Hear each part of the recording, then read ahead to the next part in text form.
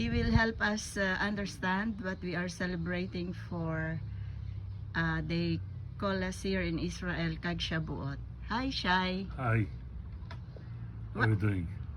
We are good. Okay. Can you please help us explain Yes. about Kag Shabuot? Yes. Okay.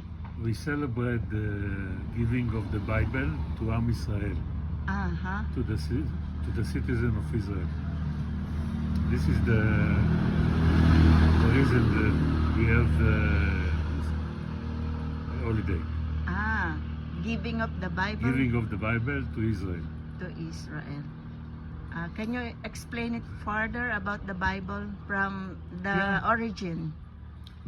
The Jewish people believe that only them get the Bible from God, The Torah. the Torah. Okay. They believe it's the unique thing of Israeli. Of course. Nobody else got it. No country in the world get it. This is the belief. This is the main reason for Kag Shabuot. Yes. No other than that. This is the main reason. It's not the harvest for a year as we thought. No, not at all. It's really about the giving of the About giving Bible. of the Bible. The Torah itself. Yes. Okay. So now guys, we understand more further about the holiday for the Jewish Kag Shabuot.